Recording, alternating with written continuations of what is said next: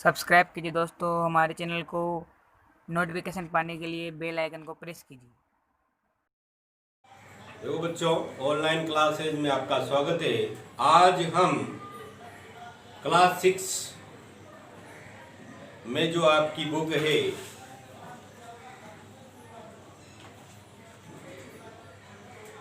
सामाजिक विज्ञान की, उसके बारे में अपन अध्ययन करेंगे। सामाजिक विज्ञान का जो लेसन नंबर 3 जो ज्योग्राफी में है आपके भूगोल किताब, उसका लेसन नंबर 3 का जो अध्ययन करेंगे। लेसन नंबर 3 है आपकी पृथ्वी की गतियाँ। पृथ्वी की जो गतियाँ हैं, पृथ्वी गति कैसे करती है उसके बारे में अपन अध्ययन करेंगे। पृथ्वी की कितनी गतियाँ हैं, ये गतियाँ कैसे काम करती है, कैसे घूमती है, अपनी पृथ्वी कैसे घूमती है, कितनी गतियाँ हैं, उसके बारे में अपन लेसन नंबर 3 में अध्ययन करेंगे। जैसा कि आप जानते हैं कि पृथ्वी की गतियाँ 2 प्रकार की होती है। कितने प्रकार की होती है? पृथ्वी की गति जो है वो 2 प्रकार की होती है। भाई दिन रात कैसे बनते हैं, रात कितने घंटे का होता है, दिन कितने घंटे का होता है, ये सारी चीज़ों का अपन अध्ययन इस लेसन में करेंगे। तो वो रात और दिन और ऋतुओं का बदलना, ये सब पृथ्वी की गतियों पर ही निर्भर करता है कि भाई ऋतुएं बदल रही है, दिन रात हो रहे हैं, ये सब पृथ्वी की गतियों पर ही निर्भर करता है। तो उसके बारे में आज हम इस अध्ययन में, इस लेसन में अध्ययन करेंगे। तो पृथ्वी की 2 प्रकार की गतियां हैं। पृथ्वी की 2 प्रकार की गतियां हैं। एक तो है घूर्णन गति, दूसरी है वो है परिक्रमण गति। पृथ्वी की 2 प्रकार की गतियां हैं। पहली है घूर्णन गति, दूसरी है परिक्रमण गति। अब घूर्णन गति किसे कहते हैं? पृथ्वी जो है, पृथ्वी, ये जो पृथ्वी अपनी गोलाकार जो दोनों ध्रुवों से चपटी है और बीच में उभरी हुई है पृथ्वी, तो इसी आकृति को भू-आप कहते हैं। अपने पहले लेसन में पढ़ा है ये कि भू-आप आकृति है। पृथ्वी की आकृति कैसी है? तो भू-आप जैसी, मतलब बीच में उभरी हुई है, दोनों ध्रुवों से चपटी है, तो भू-आप अंडे आकार की इसकी आकृति है।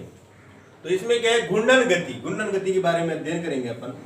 अपने अक्ष पर ही घूमना, अपने अक्ष पर ही गति करना, वो घूर्णन गति कहलाती है। इस अपने अक्ष पर ही घूमना, इसी से अपने दिन रात यानी 24 घंटे का, 24 घंटे में जो घूमती है अपने अक्ष पर ही, अपने अक्ष पर ही, जैसे गेंद को अपने से घुमाएंगे यूं, तो अपने अक्ष पर, अपनी जगह पर ही घूमना, यूं घूमते हुए, तो इसको कहते हैं घूर्णन गति।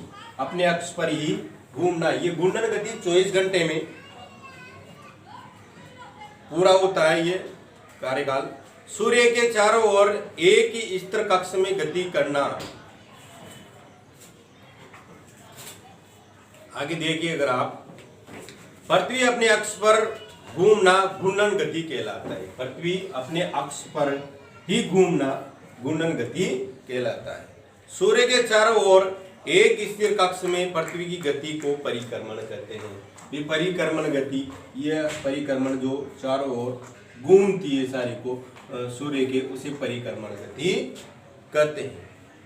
पृथ्वी का अक्ष एक काल्पनिक रेखा है। पृथ्वी को जो अपन, जो ये रेखाएं जो खींचते हैं अपन, ये सब एक काल्पनिक है। पृथ्वी पे कोई ऐसे पेन पटरी लेके कोई रेखा ही नहीं खींच सकता है, तो ये सब काल्पनिक है, माना है अपन ने। पृथ्वी का अपने अक्ष पर एक काल्पनिक है जो कक्षीय सतह से 64.5 डिग्री कोण पर झुकी हुई है। कितने डिग्री कोण पर? 64.5 डिग्री कोण पर झुकी हुई है पृथ्वी, बनाती है। वह समतल जो कक्ष के द्वारा बनाया उसे कक्षीय समतल कहते हैं। गोलोब का वह वर्त जो दिन और रात को विभाजित करता है वो प्रदीप्त वर्त कहते हैं। जो दिन और रात जो बनते हैं अपने, इन गतियों के कारण ही संभव है। पर वो भी, ये जो गतियां होती है घूर्णन गति, इसी के कारण वो संभव है, दिन रात जो बनते हैं। तो जो दिन, जैसे सूर्य इधर से, ये सूर्य की जब किरणें आती है पृथ्वी पर, जो भाग इसके सामने रहता है इधर, इधर तो हो जाता है दिन, और पिछले वाले भाग पे हो जाती है रात। तो ये जो रात और दिन को जो बांटता है वो वर्त क्या कहलाता है? प्रदीप्त वर्त। क्या कहलाता है? प्रदीप्त वर्त। उसके बाद ये क्या, पृथ्वी अपने अक्ष पर एक चक्कर पूरा लगभग 24 घंटे में करती है। कितने घंटे में? 24 घंटे में पृथ्वी अपना एक चक्कर पूरा करती है। घूर्णन के समय काल को पृथ्वी दिन कहा जाता है। जब ये घूमती है तो इस काल को पृथ्वी का दिन कहा जाता है। ये पृथ्वी की दैनिक गति, इसको दूसरा नाम भी कहते हैं दैनिक गति। दैनिक गति, इसको दूसरे नाम से भी कहते हैं दैनिक गति। घूर्णन गति को दैनिक गति के नाम से भी जाना जाता है। आगे देखिए अब आप, सूर्य के तरफ वाले भाग पर हमेशा दिन, और जिसके कारण उस भाग में गर्मी लगातार हमेशा बढ़ती रहती है। जिस सूर्य के सामने वाले भाग जो है पृथ्वी का, वहाँ हमेशा उष्मा बनी रहती है। क्या बनी रहती है? उष्मा। दूसरे भाग पर हमेशा अंधेरा रहेगा तो दूसरे भाग पर ठंड पड़ेगी। इस तरह अवस्था में जीवन संभव नहीं हो पाएगा। कुछ कुछ जगह ऐसी है पृथ्वी पर भी जहाँ 6-6 महीनों तक दिन और 6-6 महीनों तक रात होती है, तो उस जगहों पर, ऐसी जगहों पर जीवन संभव की संभावना कम रहती है। पृथ्वी की दूसरी गति जो सूर्य के चारों ओर कक्ष में होती है उसे परिक्रमण कहा जाता है। जो परिक्रमण गति है दूसरी, वो चारों ओर जो घूमती है वो परिक्रमण गति कहलाती है। ये 1 वर्ष या 365 1/4 दिन में सूर्य के चारों ओर चक्कर लगाती है। कितने में? या तो 1 वर्ष या फिर 365 सही 1/4 दिन में ये पूरा चक्कर परिक्रमण गति होती है पूरी। इससे वर्ष बनते हैं। इसे ऋतुओं का बढ़ना भी इसी गति में होता है। जो 3 ऋतुएं चलती है अपने, उन ऋतुओं का भी इसी में होता है। सामान्यतः 1 वर्ष को गर्मी में, अपन गर्मी में गर्मी होती है, तो एक होती है वसंत ऋतु।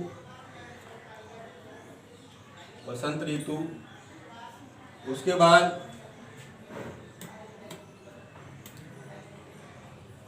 गर्मी, सर्दी, और वसंत और शरद एक ही है, शरद और ये सर्दी।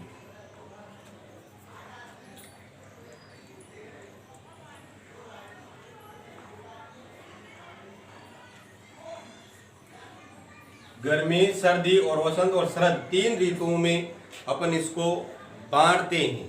ये 3 ऋतुएं भी इसी परिक्रमण गति के कारण बनती है। आपको पता होगा कि 21 जून को उत्तरी गोलार्ध सूर्य की तरफ झुका रहता है। 21 जून को अपन सबसे बड़ा दिन मानते हैं।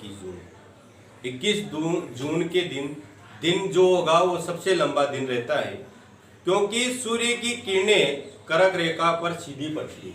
जो सूर्य की जो किरणें हैं वो कर्क रेखा पर सीधी पड़ती है। कर्क रेखा पर सीधी पड़ती है। कर्क रेखा पर सीधी पड़ती है। तो इसके परिणाम स्वरूप इन क्षेत्रों में ऊष्मा भी अधिक रहती है। जिन क्षेत्रों में सूर्य की किरणें सीधी पड़ेगी तो उन क्षेत्रों में कर्क रेखा के आसपास, आप मैंने पहले बताया, कर्क रेखा के आसपास हमेशा ऊष्मा भरा रहता है। यहाँ ऊष्मा भी ज्यादा पड़ती है, ऊष्मा ज्यादा रहती है। ध्रुवों के पास वाले क्षेत्रों में कम ऊष्मा रहती है। यहाँ ये ध्रुव हैं, ये जो उत्तरी ध्रुव और दक्षिण ध्रुव, तो यहाँ सूर्य की किरणें प्रॉपर रूप से पहुंच नहीं पाती या तिरछी पड़ती है, तो यहाँ पर ऊष्मा कम रहती है दोनों ध्रुवों पर। आगे देखिए, सूर्य की रोशनी प्राप्त होती है, इसलिए विषुवत के उत्तरी भाग में गर्मी का मौसम होता है। 21 जून को इन क्षेत्रों में सबसे लंबा दिन रहता है। मैंने पहले भी कहा है 21 जून को हमेशा सबसे लंबा दिन रहता है और सबसे छोटी रात होती है। 21 जून ध्यान रखना, 21 जून को सबसे लंबा दिन और सबसे छोटी रात इसी दिन होती है। इस अवस्था को अपन कहेंगे उत्तर अयनांत। इस अवस्था को अपन क्या कहेंगे? उत्तर अयनांत। जो 21 जून को सबसे बड़ा दिन और रात होती है, सबसे छोटी, इस अवस्था को क्या कहेंगे? उत्तर अयनांत। क्या कहते हैं इसको? उत्तर अयनांत। उसके बाद देखिए अब आप 22 दिसंबर को दक्षिणी ध्रुव के सूर्य के चारों ओर झुके होने के कारण मकर रेखा पर सूर्य की किरणें सीधी पड़ती है। अब देखो यहाँ मकर रेखा पर, कहां पर? मकर रेखा पर यहां पड़ रही है सूर्य की किरणें। तो आगे देखिए, सूर्य की किरणें मकर रेखा पर लंबवत पड़ती है, इसलिए दक्षिणी गोलार्ध में बहुत बड़े भाग में प्रकाश प्राप्त होता है। इसलिए दक्षिणी गोलार्ध में लंबे दिनों तक छोटी रातों वाली ग्रीष्म ऋतु होती है। इसके ठीक विपरीत स्थिति उत्तरी गोलार्ध में होती है। पृथ्वी पर इस अवस्था को दक्षिणी अयनांत कहते हैं। इसको क्या कहेंगे? 22 दिसंबर वाले दिन को दक्षिणी अयनांत कहते हैं। उसके बाद देखिए आप 21 मार्च और 23 सितंबर को, एक तो 21 जून के दिन होगा सबसे बड़ा दिन और सबसे छोटी रात। उसके बाद 22 दिसंबर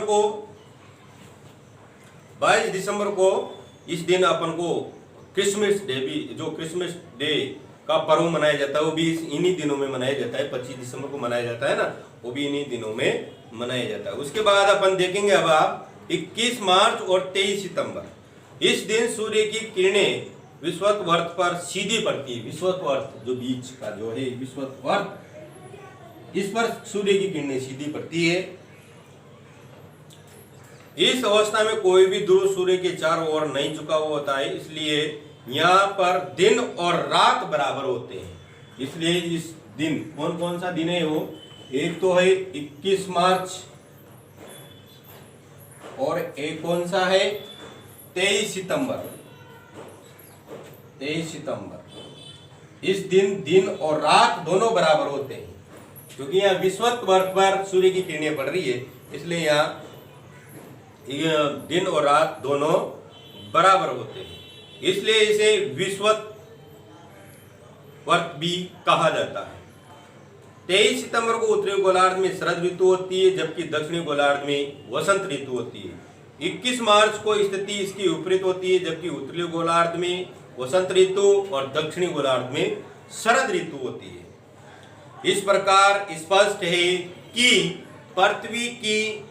पृथ्वी के घूर्णन और परिक्रमण के कारण दिन और रात और ऋतुओं में परिवर्तन होता रहता है। इन गतियों के कारण अपन को ये पता चला कि पृथ्वी पर दिन रात बनते हैं और ऋतुओं में परिवर्तन होता है। इसी के साथ जो इसमें क्वेश्चन आंसर है वो आपको करने हैं घर पे। पहला क्वेश्चन है, पृथ्वी अपने अक्ष का झुकाव कौन क्या है? ऐसे इसमें 6 क्वेश्चन हैं, यह आपको घर पर करने हैं। इसी के साथ